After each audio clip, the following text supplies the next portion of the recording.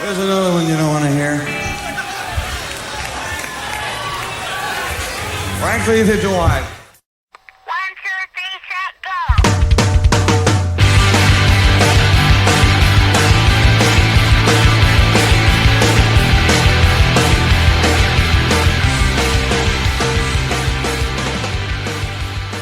Hello, and thanks for tuning in to episode 121 of the Power Chord Hour podcast. How you doing out there? Thank you so much for listening. It is great to be back. As always, I'm your host, Anthony Merchant, and I've been missing in action since, I just looked on my phone, I think September 7th was episode 120 of the podcast. That was the last time I released an episode, and I guess, I don't know, maybe not, I guess I was missing in action, but not like totally by accident or anything. Like I said in the last episode, I was heading to Alaska, but if you listened, I think I said something like 3 weeks, maybe even 4 weeks I was going to take off. To be fair, I think I might have even said 4, like, well, I'll get back and not do one for the first week when I'm back. But I had a wild Alaskan adventure, really good time. And I will say now, just as we're getting into this, and I will be back next week a little more music heavy, but I thought I'd come on for my first episode and talk a lot about my trip. So, I mean, we got some music talk and everything, but I feel like this one, I'm definitely going to be a little more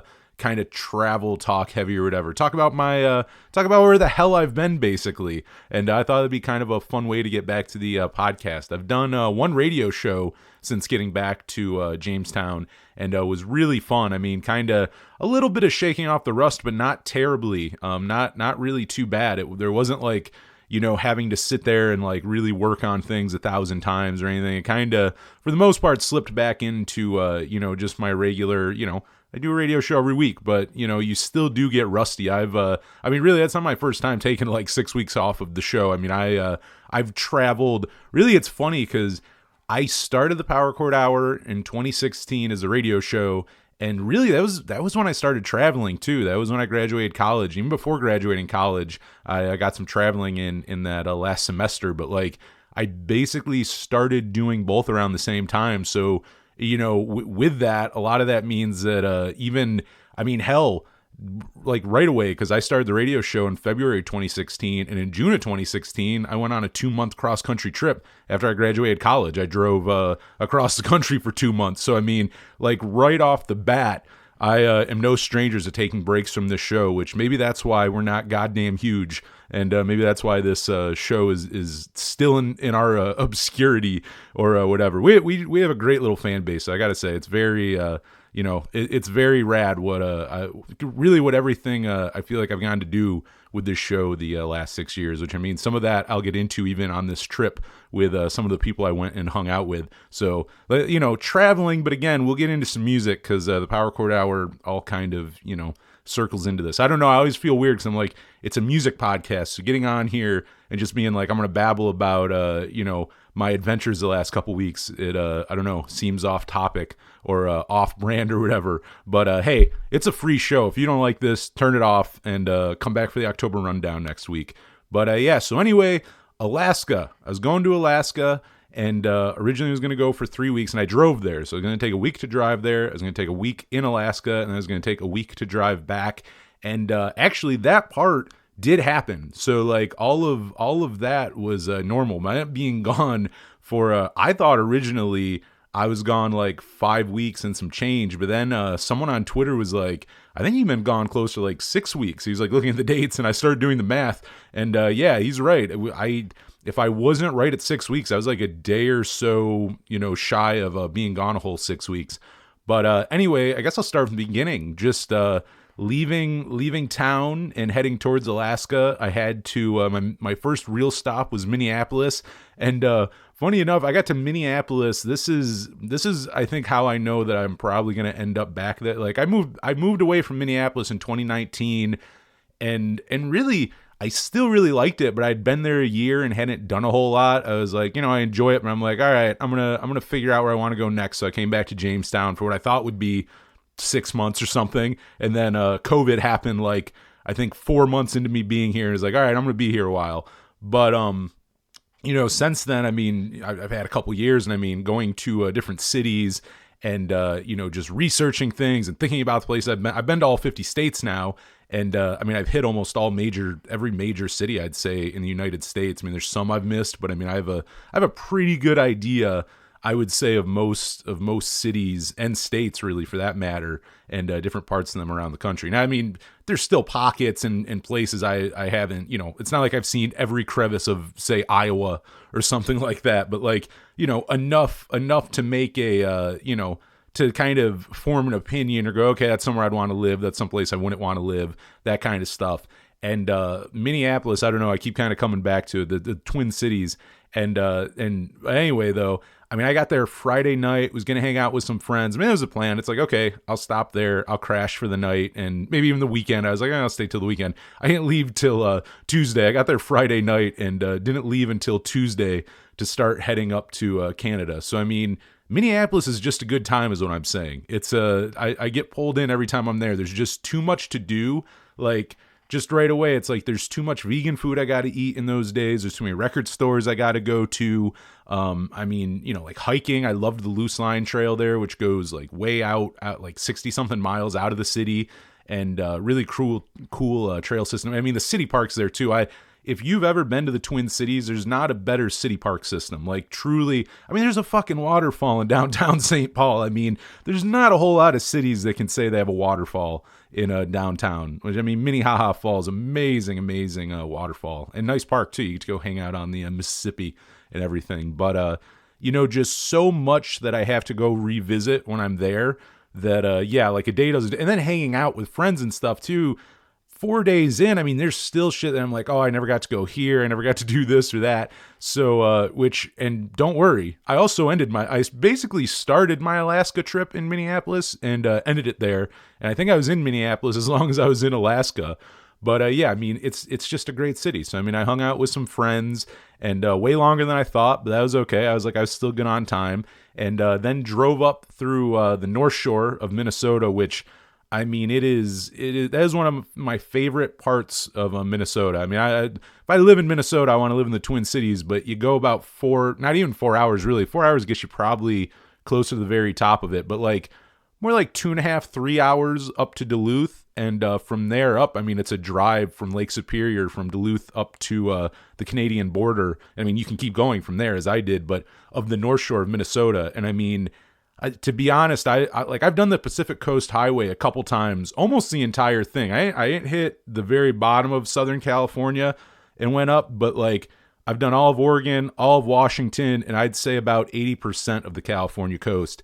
And I mean, as much as I love the coast, I mean, really the North Shore, I would say they're comparable. I mean, that may sound crazy, and I mean, if you've been there, I would like someone's opinion on it. And there's different, like, listen, they don't look exactly the same, and obviously the coast is a lot, larger and a lot, like bigger fucking rocks and different kinds of trees, and they don't have the redwoods and stuff up in Minnesota, but still a really, really amazing place to go check out. So I mean, any excuse to drive up there. It was a place I went all the time when I lived there. Sometimes stupidly in the winter, not thinking about that I couldn't just camp or sleep in my car on Lake Superior in February. It was it was colder. It was colder on Lake Superior in February than it was in Alaska in September. I will definitely tell you that. But getting to drive through there, I didn't spend a whole lot of time on the North Shore, but I got to spend a little time on it. And, mainly to drive up there to get to the Canadian border. And I was sad because really, I always talk about, I've never actually, all the times I go up there, I go all the way to the Canadian border because there's a big old waterfall right there, kind of like Niagara Falls, where half of it is in the United States, the other half is in Canada. But I always turn around at the border there. So this time I didn't. But I got to the border at like 9 o'clock at night, so it was dark, and I always have wanted to keep going because Lake Superior's, I mean, it's my favorite Great Lake. I do live 20 minutes from Lake Erie, and I've grown up like 20 minutes from Lake Erie, and I will always love Lake Erie. And really, I mean, all the Great Lakes are like really, really amazing. But I mean, Lake Superior is just something else. It is truly unreal. I think anybody who's lived on it or just spent time on it will tell you that. I mean, it is insane. I forget the percentage of, I believe it's the like fresh water that like the world's fresh water, like the percentage that is in Lake Superior. I forget what it is, but it's like an insane number. You go, Jesus Christ, that is a large lake. But so I mean, I finally got to drive some of the Canadian side of Lake Superior, but it was dark and I saw nothing going up through Thunder Bay. And that started, so I got on that Tuesday. So at this point, I'm like 4 days into my trip and just spent most of it in Minneapolis, which I'm not complaining, but hanging out in Minneapolis and getting through Canada. It's funny because a few people have told me this before leaving, but I think the one that has come to mind a million times, and her voice popped in my head. I don't know how many times when I was doing the drive, but so going up from Minnesota, I drove the rest of the way to Alaska through Canada. And I mean, that took me a week, but talking to, earlier this year, we had Maddie Grace of the band Cluttered and Chris from the band Talk Show Host when they were on to talk their Enemy Youth split. I think we might have been done. I don't know if we talked about it during the interview. It might have been after the interview, but she was talking about how much like more spread out Canada is, where like they're, cities are more spread out, they're farther apart, and also how there's really nothing in between them. Like, if you, like, I drive everywhere. Even with me hitting all 50 states, I've driven to all of them, except obviously you can't drive to Hawaii. That's the only one I didn't drive to, but every other state I've driven to and through. And, I've hit a lot of those small towns and, the shit in between cities. And I mean, don't get me wrong, there's definitely areas of desolation in the United States. You can find it. But like, for the most part, even if, say, there's 4 hours in between this city and that city, there's a good chance you're going to at least hit, like, I'd say at least 2 or 3 small towns on the way where, like, again, like, not massive areas, but you'll find a main street, you'll find some, you'll find a couple things to eat, you'll find a gas station or two. Like, it's not totally, like, just pure wilderness. Whereas with Canada, I mean, Maddie was not lying. There was not much in between cities. I mean, it was like desolate. You would hit parts of the highway and just see nothing for hours. Like and that includes gas stations, civilization besides, like truckers and stuff, like, other people on the road basically, but like really not much. There was not a lot to stop and see and do on the way, which I'm someone though who has to see this stuff. So I mean, there were people who were like, I even had a couple other Canadians like, why are you going to drive all the way through Canada? Like, there's not a lot to see or do. And I'm like, I mean, that's fine, but I got to go see it myself at least once. I have to be able to do it myself and go, oh, okay, yeah, I did that, but I don't have to do it again. And I mean, and don't get me wrong, as I say this though, it's gorgeous. The drive through Canada is beautiful, but I mean, it is true. There are hours upon hours, if not full days of me driving where I was just like, I mean, fuck even the next city. Like, where is the next gas station? Like, where is the next, town with even 3,000 people in it where, maybe I can like find coffee and food or something. Like, not a lot of that. What I will say though, shout out to them. I think what they have way better, even on these highways where like, I mean, just not a ton of people are probably always on it. I'm not even talking like the Alaska highway, which, I mean, even that can be, very desolate in a lot of places, including going through like the Yukon territory and stuff. But, they really are pretty good with like, not like full-fledged rest stops with like buildings and things like that. But like, as far as just like a pull off and just somewhere to like, if you're dry, like I car camp. I mean, I was gone altogether for 6 weeks, and that entire time I had to pay somewhere to sleep twice. I stayed in a hotel 2 nights. The rest of it was my car, someone's couch, someone's floor, very rarely an actual bed, but somewhere to crash.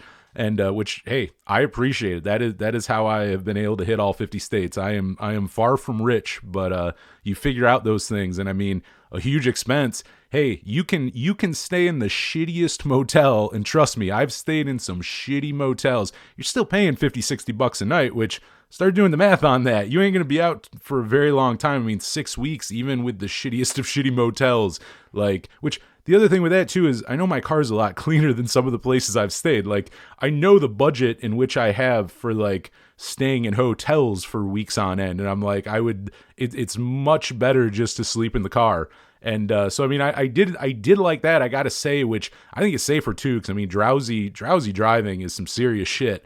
And, there's definitely times you're driving places and it's like you're just looking for the next pull off or rest stop or like something, you can't find them. And I got to say, up in Canada, like, props to them. Like, they were all over. Like, I'd be driving again in the middle of nowhere, But when I got tired, there's always somewhere to just pull off and crash for the night, you know? I mean, it pitch black, no, you know, and probably no cell phone service or anything, but it's like, I'm just sleeping. Like at that point, you know, I really, sleeping in the car is not bad when you're doing long drives and stuff like that. Cause it's like, listen, by the time you've driven 15 hours, like you don't give a shit how you're like where or how you're sleeping. Like you'll just crash in the back seat. It's not hard to fall asleep in a car after you've driven all day and you're like really tired. Like you don't need to be in like a 5-star hotel. Like you'll crash in the middle of nowhere in your car. And I mean, I've been doing it for years now. And yeah, so I mean, I gotta say, props to Canada. There was more than enough places to sleep on my journey. And again, like, you know, not even the option of like, you know, kind of like sneakily pulling in late at night into like, you know, a hotel parking lot and just like crashing there or something. You know, there's just not a lot around. So I definitely appreciated that. But yeah, the week through Canada, I mean, a couple like quick stops, but nothing much. I mean, my biggest thing was hitting Banff National Park. I mean, that was really, really cool. It's funny too, because I did an interview earlier this year on one of the other shows I do on WRFA, Arts on Fire, and I talked to someone locally here from an organization, but they were putting on the Banff Film Festival, which they do every year, and they were bringing it to Jamestown, and we were talking about the film festival and Banff and all of that, and just I was like, I would love to go there and how amazing it looked and stuff. I guess I had heard of it, but really until like seeing the film festival and some of the pictures from it and these different things, I was like, I didn't truly realize, I think, like how breathtaking Banff was and stuff. But then getting to go there, I mean, that was one of the things, like I really try to travel somewhat, like plans are kind of fast and loose, which sometimes is good, sometimes bites you in the ass. Sometimes you go somewhere and you don't have it planned out, and it is not easy to, like, you do miss the cool things. You do miss things that you probably would have found if you planned it. But other times you do that, and you will find the most amazing things 10 minutes prior, you didn't even know it was something you would see or do or experience, you know, like things like that. I've always said that, like the Space Needle, like in Seattle. I've only been up it once, but the time I did, it was like 10 o'clock at night, and I was passing back through Seattle like 3 or 4 years ago. And like, I guess I didn't realize, I don't know why, but I'm just like, I don't know if they're open at night or not. So I looked and they were open till like 11 or midnight. And going there, I mean, there was like no one there. I got to ride up the elevator by myself, or they have like a worker like bring you up, but like I got to look at this view and enjoy this whole thing without, you know, all the tourists and shit, and then getting up there and I remember it was like, I think it was a week after they put in the world's, at least at the time, maybe a few years later, someone else has one, but I believe it was the world's like first revolving glass floor. So the glass floor was like fucking revolving while you're sitting, like it's going like 3 miles an hour, but still giving me a little bit of vertigo, but it was pretty cool. But like, you know, things like that where it's like I had no plans or thoughts that I was going to the space. I mean, obviously I know of the Space Needle. It's not like I'm like, what is this thing you speak of? But, you know, I had zero plans going through there. I was passing through Seattle, and you go do things like that, and you're like, oh, it was like the best time. Like had I planned out something, like I don't know that it would have been as fun. So anyway, on this one, you know, going through Canada, I definitely said Banff, I wanted to stop there. And, you know, not a whole lot else. I was like, you know, pass through some cities. I would go see what was up and stuff. But that's about it. But Banff was the big one, and I did hit it. And it was amazing. I mean, and again with that, I mean, I didn't have tons and tons of plans. I kind of drove around, found stuff, did some hikes. At one point, ended up on basically the side of a mountain. Because a lot of times I'll just like kind of going back to that. It's like I'll even like, you know, I'll be like, where's that trail lead you? And not really pay attention that it's like a really strenuous trail or like, you know, something that leads you to like the top of like a mountain you're going to climb or something. So like I just start walking up the side as, you know, just like sweating my ass off, losing my breath, going, oh wait, like this isn't like just something you jump out of your car and go do. But you know, again, that's how the fun stuff happens. And I mean, it's just unreal. I would love, I didn't spend enough time there either. I mean, I was there for I stayed there for the day, stayed the night, and then hung out a little bit the following day. But it started raining pretty early, so I just kept continuing on to, you know, again, get to Alaska. Because, again, the main part of the trip was Alaska. So my other thing, too, was, like, as much as I wanted to see stuff in Canada, I'm like, you know, it's not the end of the world if you get there a day or two early and have more time in Alaska. You know, I mean, that's the whole objective of this trip, hit all 50 states before I'm 30. So, yeah. But going through Canada, you know, really really neat. Like, again, like not like tons and tons of places to stop and do things, but like it was just breathtaking and gorgeous. And also the kind of wildlife you get. Like that is one of the coolest things about how, again, in between cities, you'll drive in all these spots where there's fucking not houses, people aren't living there and stuff. And it's funny because where I come from, there's deer everywhere. You see deer on the side of the highway and interstates and stuff all the time. You got to watch out for them. I saw none of them going through Canada and Alaska. Instead, I saw moose. I saw horses a couple times, just wild horses. A wolf. I didn't see tons of them, but I did see a wolf once. A couple bear. I mean, like these are just, again, like in the same capacity that you see a deer when you're driving down like a back road in like rural Pennsylvania or something. It's kind of the same thing, but instead of it being a deer, it's a big ass moose. A couple times too, I'm driving at like 2 a.m. and I'm driving and you just see this, like, it looks like a 14-foot silhouette in the road. Like, what the fuck is that? It's a moose. It's a moose, and you better swerve your car because that thing will probably take you out. I also saw bison. That's the other thing. I did see some bison on the road a couple times, which was neat because I've seen bison on the road in like South Dakota, but like in I forget what ones, but like national parks or forests and like the Black Hills and stuff, like around there. So it's like, I mean, they were like wild bison and stuff and they're on the road, but you were still in like a national park or whatever. Like this was just truly middle of nowhere, on a highway at night. And that stuff was just absolutely insane. But yeah, driving through Canada, Banff, I already want to revisit. I mean, that's one that I would love to get back up there. That is a very big one. But kept driving, and again, it took me about, I think it was about 7 days altogether. So it really like to this point, I mean, even with stopping in Minneapolis, like I was still good on time and everything, and got through Canada and then got to Alaska, and that was just too cool. I mean, just seeing the Alaska sign and everything, because again, that was kind of it was definitely my goal. Is I'll be turning 30 here in a couple weeks now. And I was like, fuck, I gotta hit all 50 states, which I mean, I've had that for the last couple years, but I was like, Alaska's the last one. And yeah, I finally got to hit it. And not only that, I really wanted to drive it. And a couple times I was like, this might have to be a trip I gotta fly and do. Like, I was like, I don't know how much time I can get off work. I don't know how expensive it's going to be to like drive, like gas wise and stuff like that, which, I mean, don't get me wrong, it's fucking not cheap at all. I'll be paying that off for a while, but totally worth it. But I mean, I got to do it on my own terms and actually drive it. I didn't have to settle and fly, which I mean, I'm not going to bitch if I had to fly there. I still get to go to Alaska, but getting to drive there is what I wanted to do. So, I mean, after this like long ass journey, very few showers, sleeping in my car all week through Canada, just eating whatever fucking junk food or whatever I could find, seeing that, like, the Alaska sign was just absolutely amazing. I had to get out, and I really don't do that either. For all the hitting all 50 states, I'm not one of those people. Sometimes you'll see, not even sometimes, you see a lot of people like with the selfies outside of like the Welcome to California sign or Welcome to Nevada or wherever you are. You get what I'm saying. And I really don't do that. I have like a handful of times I've probably done that. I'm just not one who really, I see the signs and I get stoked, but I don't like stop and like document it. But this time I did. This one I'm like, all right, I got to stop.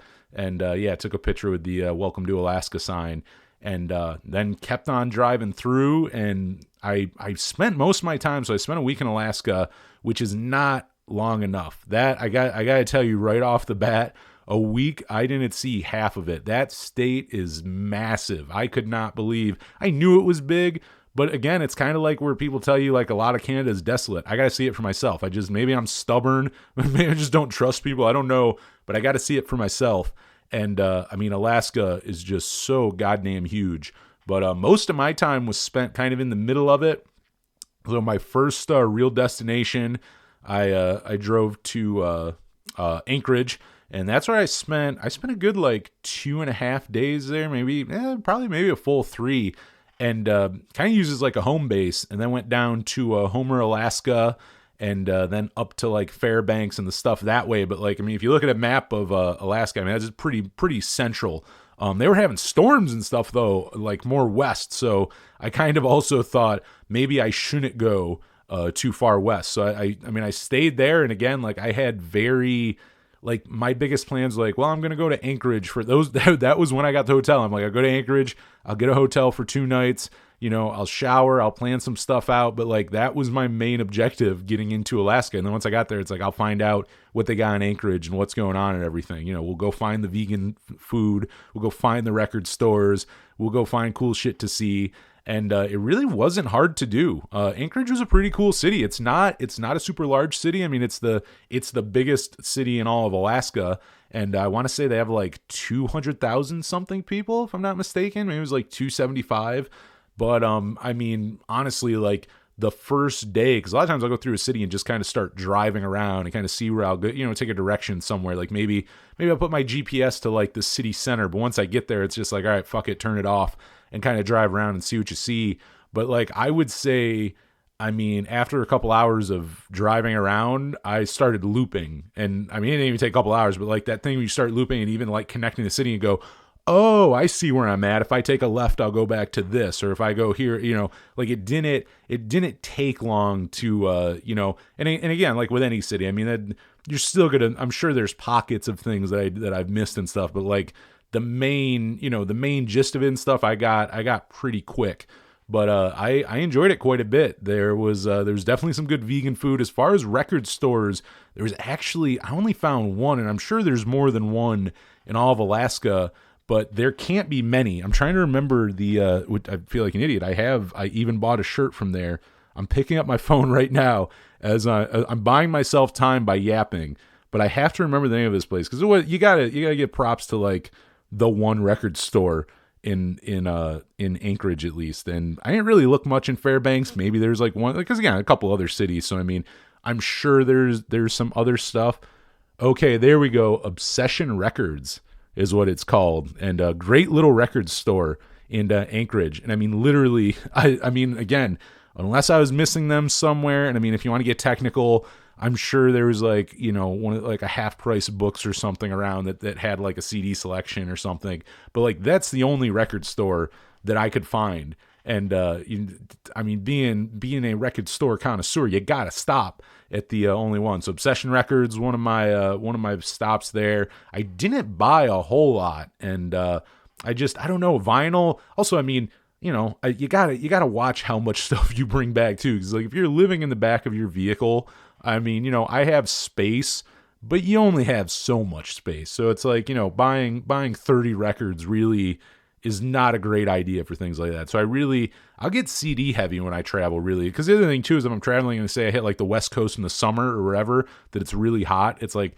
yeah, I don't want to spend hundreds of dollars on records and then they become warped or something because I'm driving around with them in the back in the heat. So, I kind of stick to like CDs and stuff. Plus CDs are nice because the other thing about this trip is, and I mean, I knew it anyways, but like a lot of those parts of Canada and Alaska, definitely not weird to not have phone reception or internet. So, I mean, as far as streaming things go, you're not really doing that. You kind of have whatever's on your phone or the CDs. I have a 2000, my car's 2006, so I got a CD player, baby. And, so it's nice. That's the other thing is like, it's kind of nice because you have that like newfound or refound appreciation for CDs in those capacities. Cause it's like, you can't get on Spotify, like even Bandcamp. Like if you don't have them downloaded, like, you can't even get on your Bandcamp sometimes and listen to things. So it's like, it's whatever you have saved on your phone or whatever CDs you have. So thankfully I was picking up CDs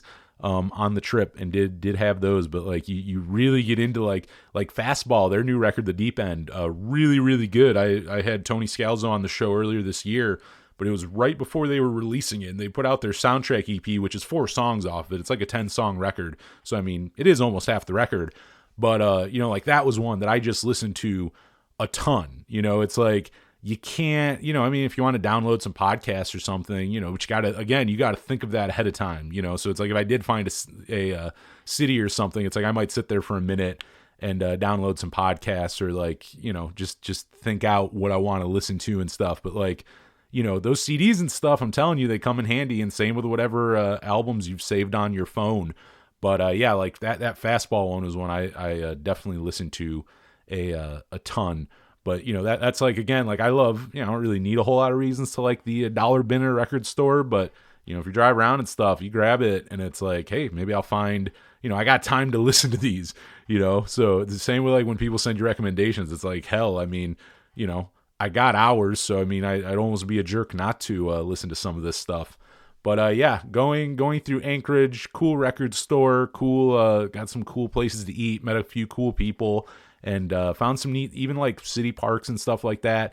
I mean, just gorgeous. But I mean, Alaska as a whole is just like, it's one of those states where it's like, you really don't even have to be in a specific place. Like wherever you are is probably gorgeous. I mean, even in the city, it's like you look at the landscape around you and go like, oh my God, like it's, Utah is like that a lot in my opinion, and I don't know that I would ever live in Utah or not. I'm not sure about that, but like it is one of the most gorgeous states in the country. And it's one of those things where even if you're like in the middle of Salt Lake City, you're surrounded, you can be in a strip mall, but I mean, you look past that strip mall, you have mountains surrounding you. Like it's like almost, it's just pretty without trying. You know what I mean? It's just your surroundings are gorgeous. And Alaska's like that. I mean, it was everywhere I went up there was just, absolutely beautiful. And I got to say too, going in September, I'll pat myself on the back here, was a great time to see Alaska because tourist season was over.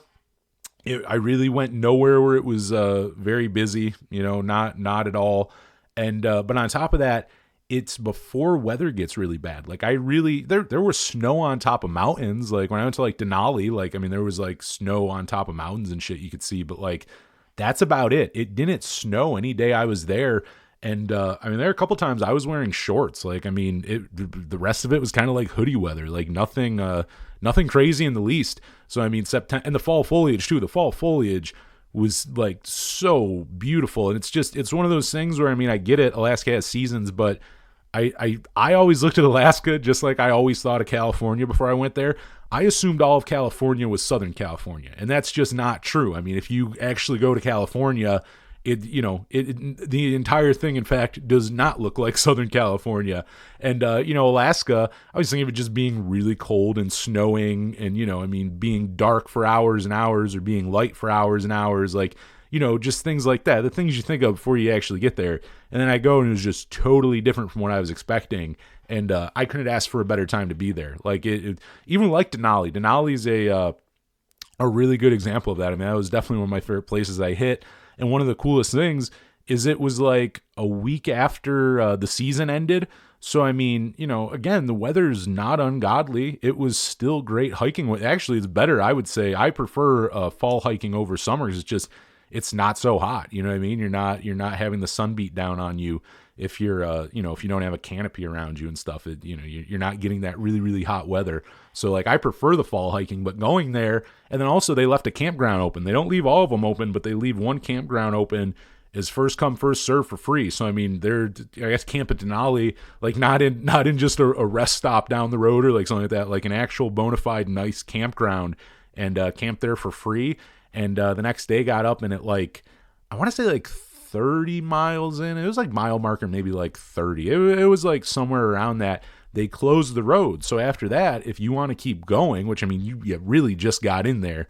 I mean, it's mostly dirt roads and it's very winding and stuff. It's not, you're not going 70 miles an hour on these roads. So, I mean, even going, say 30 miles in is going to take you a minute. But like once you get to this spot, there's a big old parking lot and outhouses and all that stuff, and you just park there, and then got out where they closed off the road, and you can hike it, you can bike it, whatever. There's no cars besides there was one or two park rangers. I did see one car the rest of the time, like on the part where there was no driving.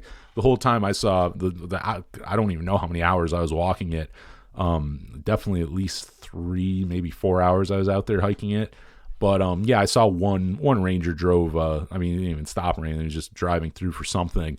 But I mean, what an amazing way to see it. Like, it was way better than, having to have cars either behind you or in front of you or driving and have to worry about bikers on the road or anything like that. It was amazing to just get to walk it and just view it. And it was just like nice and quiet. Like, there were people there, but it was so spread out that you would see a group and then you wouldn't see anyone else for a half hour, maybe longer. I mean, there were stretches where I saw no one for a long amount of time. I mostly saw people. It's one of those things too where it thins out, the further you go. Like, the closer you are to the beginning of where the road's closed, you got more people. But the further you start going, you're not seeing anyone.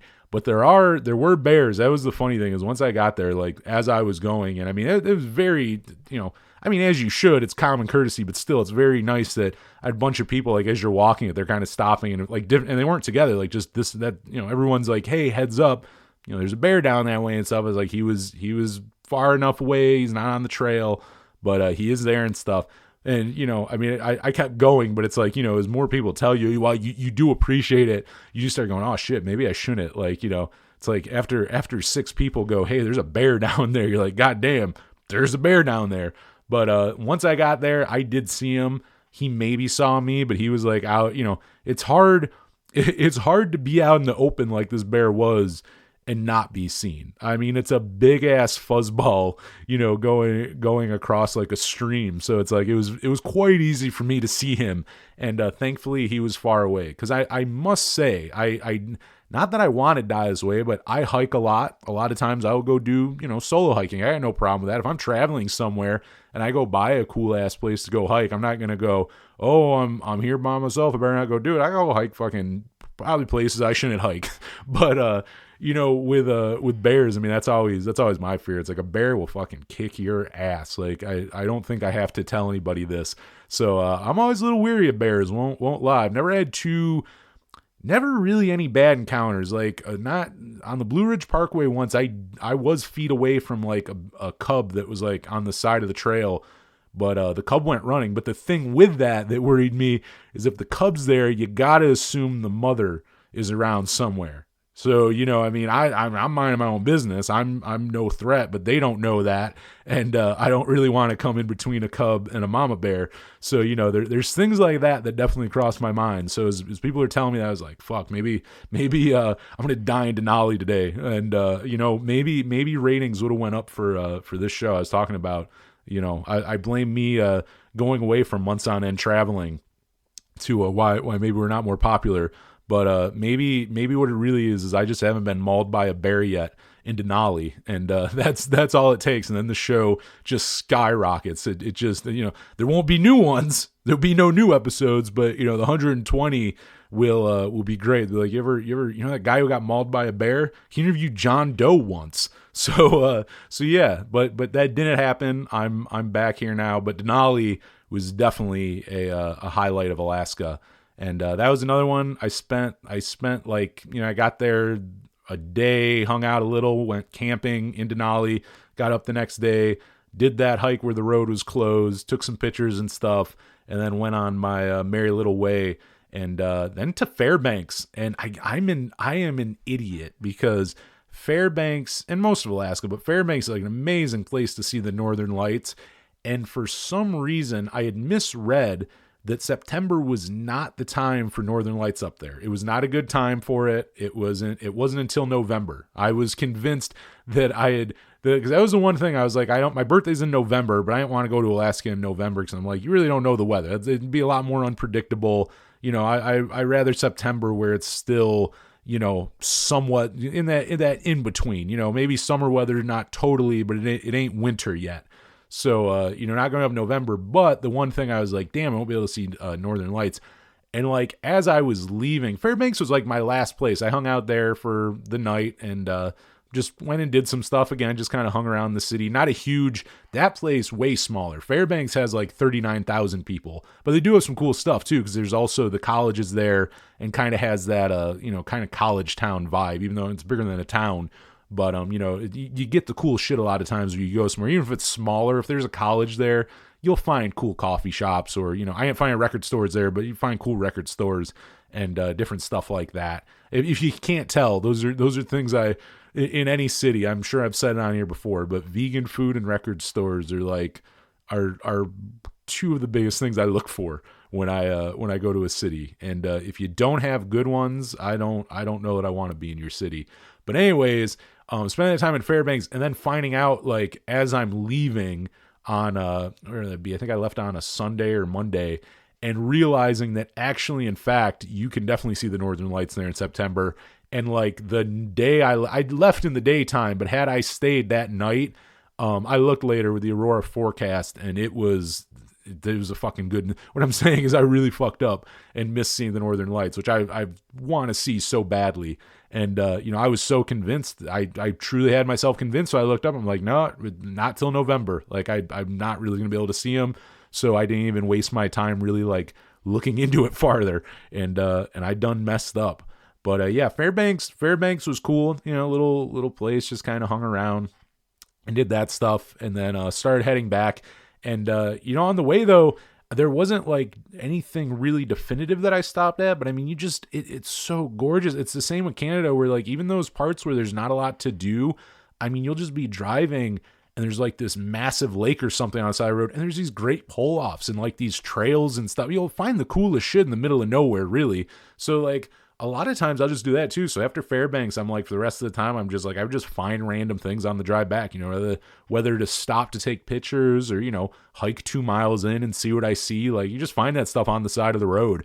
And I think that's what's fun. That's the same thing with like the North Shore in Minnesota or the coast, again, the West Coast, just driving the Pacific Coast Highway. It's like, I mean, you have Big Sur and you have the Redwoods and you have all these like, up in Washington too. I mean, you have like Olympic National Forest. I mean, one of my all-time favorite national forests. I mean, there's places with like defined trails and stuff like that. But honestly, some of the most beautiful things I've seen and some of the best hikes I've ever had were unmarked, just like you see a foot trail on the side of the road. Like, just, you go like, where the fuck does that lead? And like, it leads you up the side of a hill and all of a sudden you have the best view of the Pacific Ocean that you've ever seen. Like, not on like a trail where like everybody talks about it and, you go there and the parking lot is full and there's just, 100 people there and there's hikers right behind you up your ass. There's hikers right in front of you who are going very slow. And I'm a fast walker. I just have long legs. I never realized I walked that fast until people started bitching about me walking fast. And at some point in my 20s, I went, oh, everyone tells me that. I am 6'5" though. So I have long legs. So like, I move fast, not even intentionally, but like I just take long, you know what I mean? Like my legs take me further.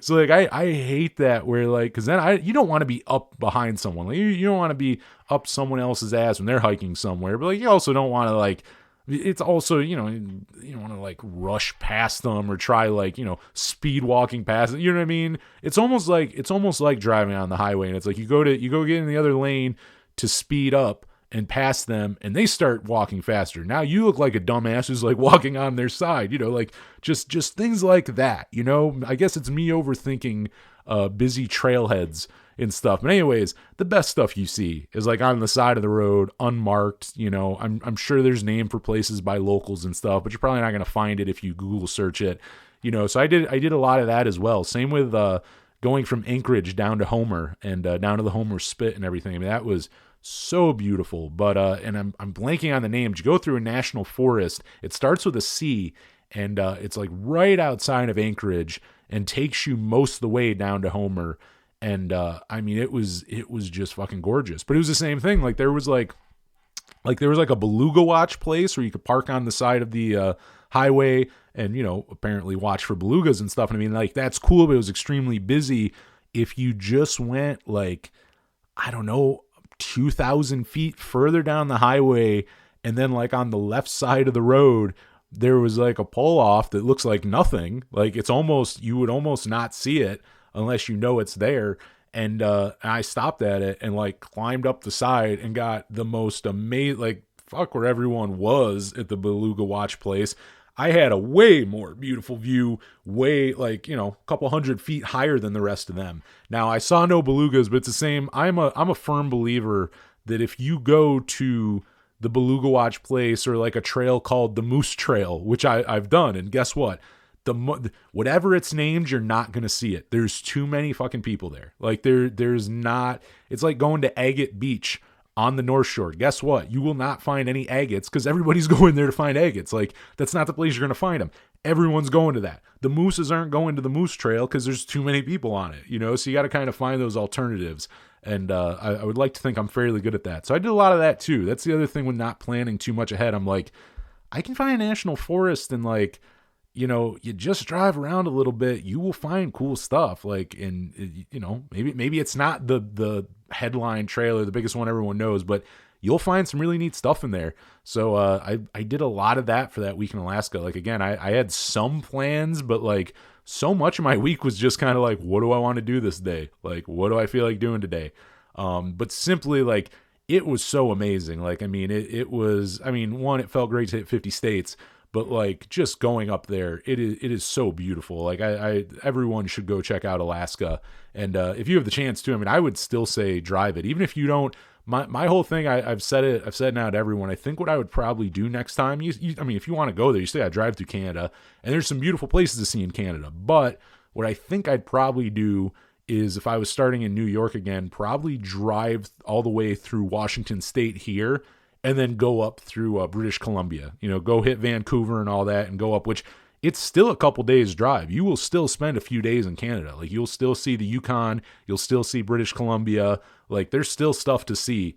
But maybe I don't have to drive all the way through Canada again. But who knows? I've said that before and done trips like that again. So I'm not going to sit here and say I will never drive that extent through Canada again. I still love Canada too.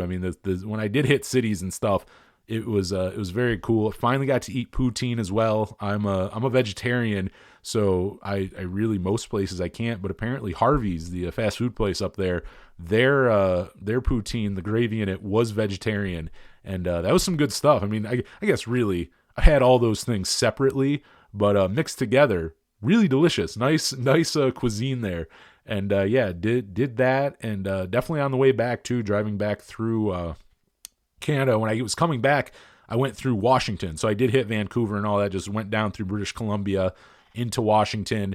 And again, at this point, I was about a week away, so it was like working out. I was getting to Washington, and I had about a week to get back home.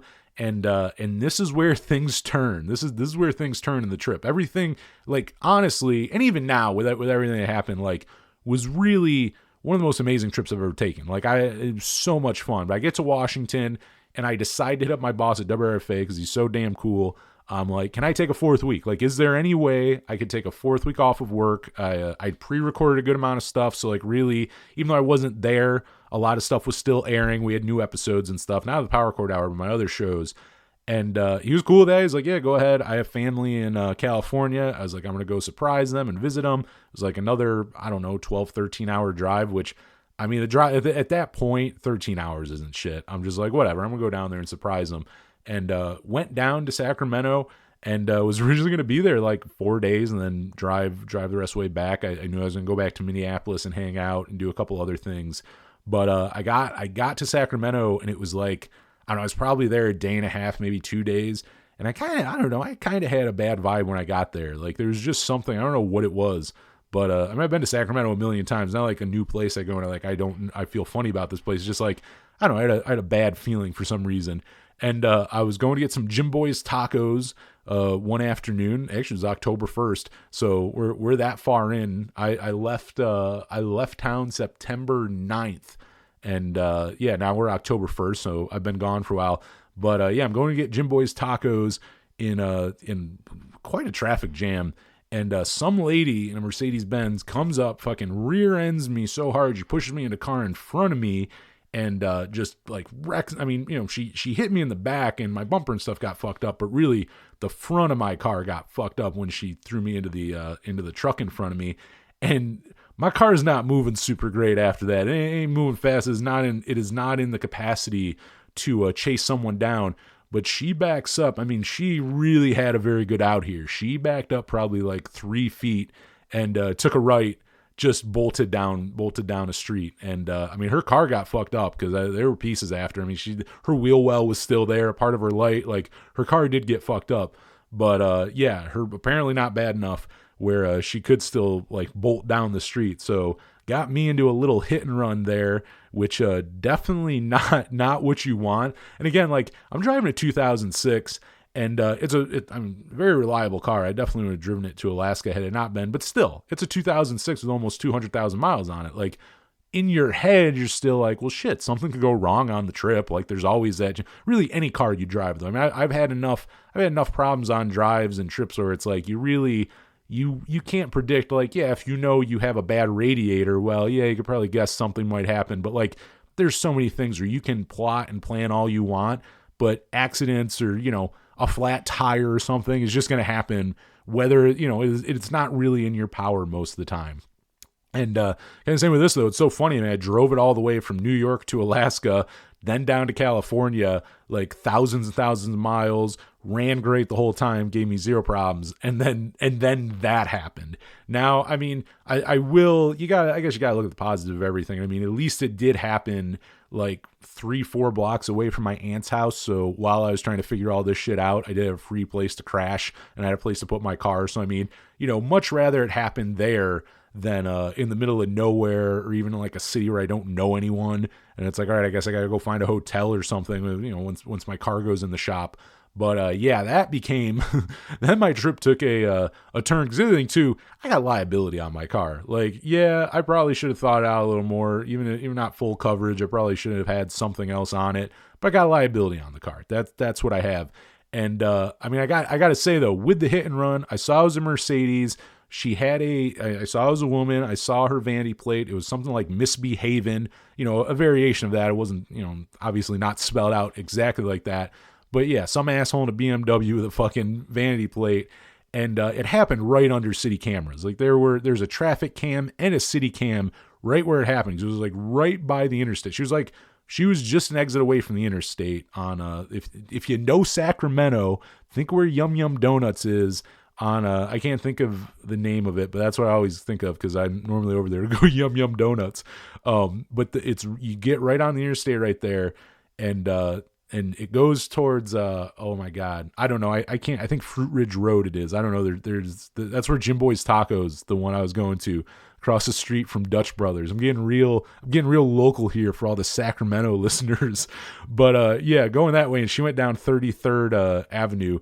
But I mean, there were I had parts of her car, like there were different things, including just the vanity plate itself, where look I don't work for insurance, I'm not a fucking cop, but it seemed like they could have done more. But not so much. This is, I guess the liability thing's more the insurance, but like Progressive couldn't give a shit the second they saw I had liability.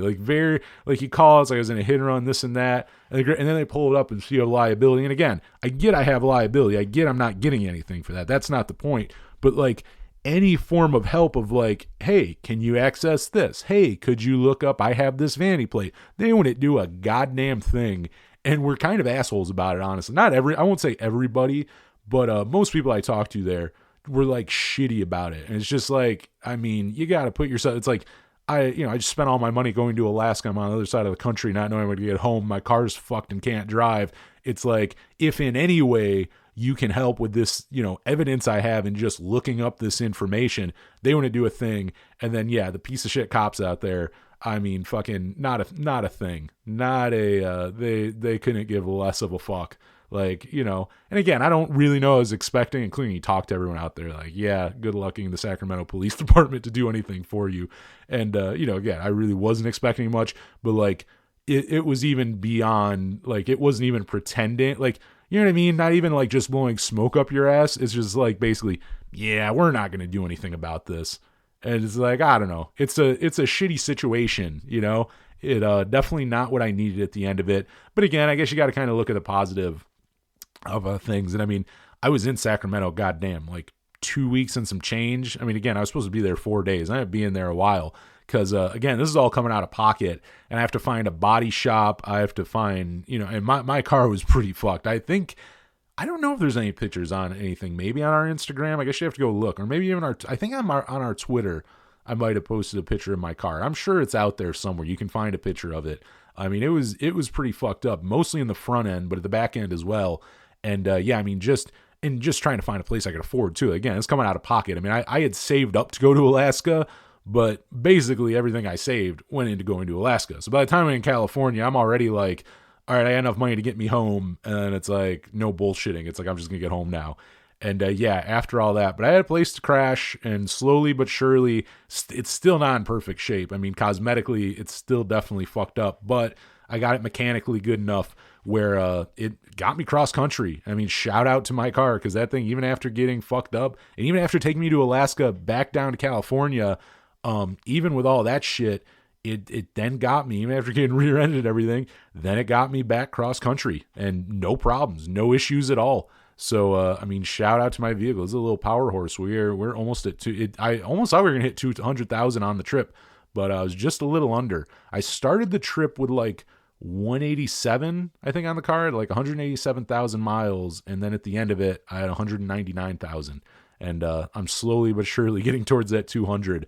But yeah, so I mean, that was a huge part. Like, again, I mean, I knew we were going to be off air for like 3-4 weeks, but we ended up being off way long. I mean, I'm recording this right now on October 26th. And again, the last episode came out, what did I say, like September 9th, I think our last podcast came out. So it has definitely been a while, but I was missing doing the show. That's the other thing too, is, you know, in the beginning of it, you don't mind it. You're like, I'm gonna take a couple weeks off. It's like, it's a nice little break. You know, you get rejuvenated. You think about who you want to interview next and what you want to do with the show and all that. But then you start, including like, I'm sitting in Sacramento and so much was just sitting there twiddling my thumbs. I mean, you know, I didn't have a car, and everything was so fucking expensive, and I was broke, where it's like, I'm just mostly sitting here. Like, it wasn't time to like go enjoy myself and go rent a car and like go up to San Francisco or go do this and that. It was like, fuck, I'm broke and I got to sit here till this car's ready. And yeah, so mostly doing that, but like really missing doing the show. You're like, you know, you get away for it for a while and you're like, oh, this is nice. But if you're gone too long, it's like, oh yeah, fuck, I miss doing this. So, I mean, it's great. It is great to be back now. And I've already done one radio show. We did it last Friday, and they'll have the Halloween special actually this week, which I'm really excited for. And I missed all those Fiend Club Fridays. It's October, and normally every Friday on the radio show, it's Fiend Club Friday, so we play some Misfits, and I finally got to do one last week, and I did play like 5 Misfits songs to kind of compensate for the last couple weeks absence. But I mean, I'm really excited to do the Halloween episode. But yeah, I mean, crazy to like get back to it. This is I mean, maybe this is different from the radio show. Hopefully this is like coherent and not me just rambling forever. I know we're getting to about an hour now. But, you know, it's fun to actually be back at it. And same with, you know, obviously no interview for this one, but I did an interview for Arts on Fire yesterday with someone down at WRFA. And just a real quick, simple, it was like 10-minute interview, you know, not like one of my 2-hour interviews or anything like that. But, you know, even just shaking off the rest of that, where you're like, you know, you don't do it for a while and you like jump back into it. It's wild, but I think that went well as well. And I'll tell you right now too, I mean, I'm really enjoying just getting back here, talking about my trip and all that with all of you. Hopefully this is you know, there's something enjoyable in here listening to it all. I mean, I know it's also broad strokes, I mean, being gone that long, you know, not reading out of my my diary, giving you my my day-to-day or anything. But I will say, after the car got fixed up and I started heading back, I mean, I was just driving like from Sacramento until I got back to Minneapolis. It was just driving I mean, as quick as I could. Like, there wasn't, you know, real quick stops, sleep for like 4 hours, get back up, you know, eat whatever you can find somewhere. Like, you know, not even really sit down. It's just like, go find something, shove it in your mouth, keep going. Like, just keep fucking going. And yeah, road dogged it to back to Minneapolis. And this, you know, I gotta say, it was so nice to get to go hang out with my friends again. It was just a palate cleanser for all the bad shit in Sacramento. So I got to do that. And then Greg Eklund, who we've had on the show twice, former Everclear drummer in the Oolas, put out his solo record, Muffled Tears, last year. It was one of my favorite records of 2021. Like, all that stuff. I went and hung out with him, which was really cool, because, like, I mean, I know he's in Minneapolis, but, like, you know, I don't want to be that guy who, like, hits up like, we always get along. I mean, you can go listen. There's hours of us talking, and, you know, we chat from time to time, but, like, you know, I'm not going to be like, hey, dude, like, can I come over? Can we hang out or this or that? Like, I'm not going to be that guy. But, you know, he's like, hey, you want to hang out? I'm like, absolutely. So, you know, got to hang out with him, and it's just, I mean, it's insane, because, like, again, we've done phoners, and, like, I talked to him and stuff, but, like, to hang out in person with someone who, I mean, I was telling him, like, so much for the Afterglow Everclear put out when I was like 4. And I mean, those songs were all over the radio. They were all over MTV. Like, from that, and then kept only getting bigger. So it's like from like age 4 to, age 29 now, I mean, my whole life basically, I mean, hearing the guy on the radio, seeing him on TV, I mean, he's one of my favorite guests. So, I mean, definitely surreal. Like, I'm like sitting there hanging out with him. Also, like, hanging out almost in my own stomping grounds, not too far away from my old apartment in Minneapolis. And just like, we even went and drank at a place that I had always wanted to go, that I'd never checked out while I was there. I was always like, I should go check out that place. And I was like, I never did. And they were like, that we ended up going there. And it was like, oh, cool. Like, we get to hang out with you. I got to go to a place that, like, back in 2019, I don't know how many times I'd drive by it going, oh shit, I should go there sometime.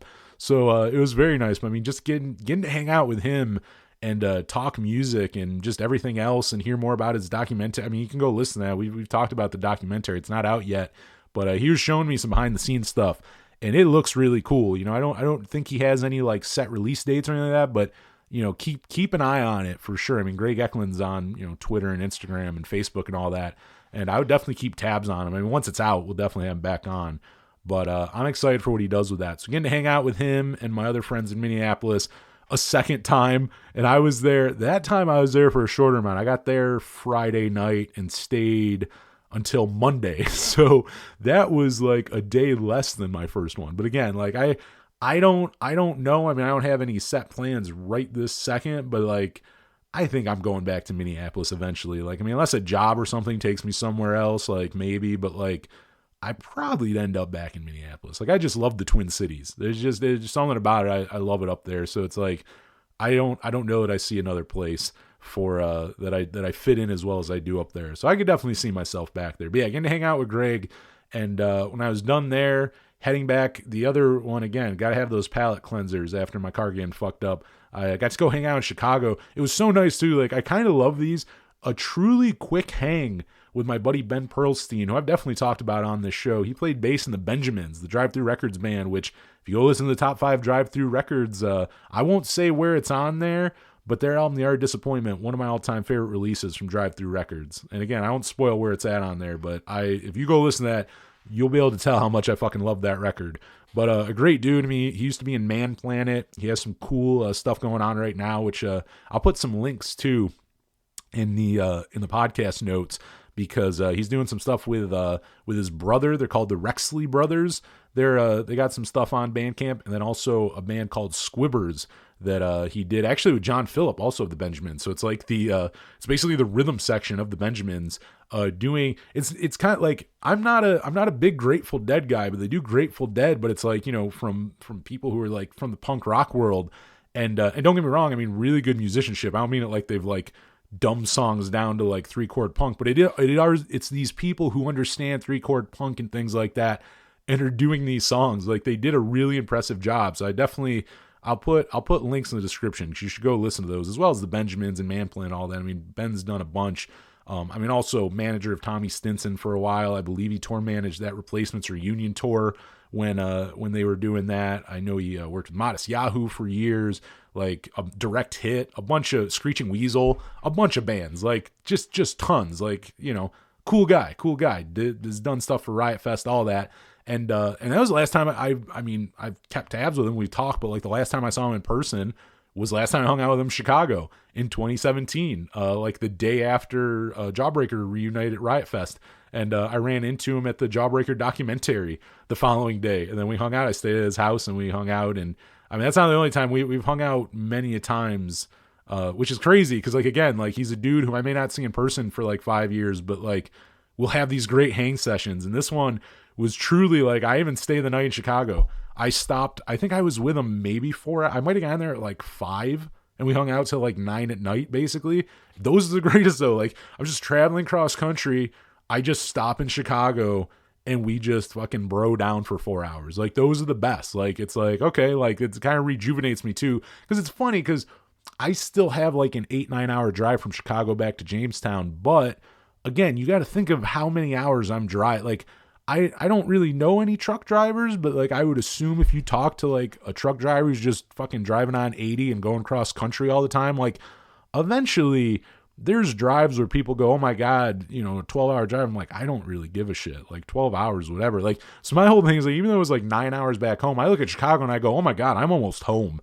So it's like, I don't even want to stay in Chicago that night. Like, I just want to keep going. Like, at this point, I just want to get the fuck home. Like, I have no money. I need to get home and start working again. Like, I'm basically living on credit cards the way back. And, you know, I mean, and again, huge shout out to WRFA and my boss, Jason Sample. I mean, they were understanding the whole time. There was no like, hey, you got to get the fuck back here, this or that. Like, they understood the situation. They knew I didn't choose to get hit. They knew, you know, they knew the car accident and all that. It's like, just let us know when you can get back. It's like, it's all good. So, I mean, they were so great with that. But still, I get back. You know, I mean, I would love if we could live without money, but I got bills to pay. I got to pay fucking off this Alaska trip and shit. So I had to get back home. But yeah, getting to hang out with Ben after not seeing him in person in 5 years. I mean, again, it's just it's nice. You know, you have a little bump in the road there in the trip, and then you get something like that, and it's like, this is great. You know what I mean? It's great to get to just hang out with him and talk to him and all that. So it was a nice, like, again, like, I was gonna say 2 guests of the show, but we have Ben on sometime. I've talked about him for years on here. And on the radio show, I mean, I play tons of the Benjamins and stuff like that, but it was great to hang out with him. And same with Greg Eklund. I mean, again, like, there's, you know, I try not to act that way in person and be like, oh my God, like, you know, be a punisher anyway to them. But like, still, you're hanging out with them going like, my God, like, you're Greg Eklund from Everclear. Like, I mean, like, really so much for the Afterglow and Sparkle and Fade are some of my favorite records of all time. Like, really, push came to shove and I had to really make like a list of my favorite albums. Those would be on there. Like, those would definitely be on. So Much for the Afterglow is one of the greatest album openers of all time. Like, I'd probably say top 5 at least on that, if not top 3. You know, so just cool to get talk to the guy who like played drums on all that stuff, and just so humble. I mean, you can even just go listen to our interviews. That guy, you would have zero clue, has sold millions of records, played Madison Square Garden. You know, either they did win a Grammy or they were nominated for a Grammy, but I think they won it for making I can't think of the name, but the instrumental on So Much for the Afterglow that was made all in Pro Tools. Like, they won a Grammy for that. Like, all these things where it's like, yeah, I mean, this guy has zero ego. Like, you would have no clue that he was the drummer in like one of the biggest like alt rock bands of the 90s, like, at all. You would have no clue. But yeah, I mean, it was cool to hang out and everything, and was a nice end to the trip. You know what I mean? It's so much better than just going, my car got fucked up and I had to drive it back cross country and be miserable the whole time. It's like, I had to hang out with friends and everything. So, I mean, all my buds in the Twin Cities, and I didn't even get to hang out with everyone in Minneapolis and stuff that I wanted to. So, I mean, that's again, I just got to move back there. There's too many people to hang out with and things to do and stuff. So I get back there. I'm so happy though to be back at it with the show. And again, I kind of want to get on here and go, like, if you're like, where the hell have I been? There you go. You're kind of caught up with everything. It was a wild ride, but again, like, you know, the hit and run sucks. But like, hey, I had an amazing time. Like, the rest of it was fucking amazing. Like, I definitely would not have traded anything to do it. That was too great. And I'm so happy to say I hit all 50 states before I turned 30, which I feel like I've traveled so much too that I forget that they're like, you don't, like, I've been talking to people like, even like their 50s and 60s, like, I haven't fucking hit half the states. And I'm like, geez, I guess that is true. People like fly places. I mean, and also I get it. It's like time and money and all that stuff. But you know, I mean, I've really kind of made it a goal the last couple years, and my time, my money, my focus and all that, you know, outside of the radio show has been, fuck, I gotta hit all these states. And I finally did it. So that was really great. And I don't know. And I guess traveling abroad is what I need to do in my 30s. So start, you know, I have couches to crash on and stuff around the United States, but all of you out there, you need to entice me to come to your country by giving me a free place to stay. Like, feed me, take me around, show me the cool things. Like, I got to travel cheap because I want to travel. That's my thing. I'm like, I will travel as cheap as possible so I can do as much as possible. Like, that's my biggest thing. Because, like, yeah, traveling can be expensive, but you find things. You know, again, finding ways not to pay to sleep places. You know, sometimes that means going and buying shit at a grocery store and cooking stuff at a rest stop, or just making sandwiches and stuff. And I mean, I got a little propane stove and shit, like, for camping. Like, you know, push comes to shove, you go buy some food place. I've lived off, you go, I got to tell you, you can go into the Dollar Tree, and I'm not saying you're going to eat like a king, but I mean, you'll find shit to make sandwiches or bagels, like different things. Like, you'll find things that'll get you along for a little while for, like, you know, nothing. So, you know, I got to say, if that's how I got to do it, and I get to see all 50 states and a shit ton of Canada, I'm like, that's fine by me. Trust me, I still get to go do a lot of fun things and meet a lot of cool people. So yeah, fun adventure. It's kind of cool too to get into it more. I mean, I talk about traveling. It's not like I never talk about me traveling and doing shit on here, but kind of fun to get really into it. But I mean, we're like an hour and 9 minutes now, so I'm gonna start to close this up.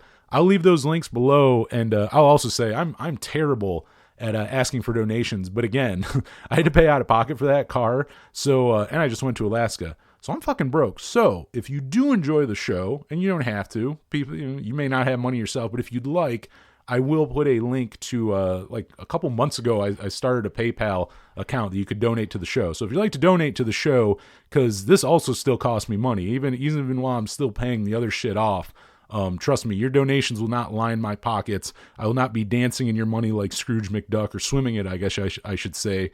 I won't be dancing in your money either, but, it'll help with show costs and everything, which is helpful, because right now, the monthly Simplecast fees and all that for keeping up the show, or the hosting fees, whatever the hell you call it, yeah, it'd be nice to get those covered. So if you would like, feel free to give us a donation.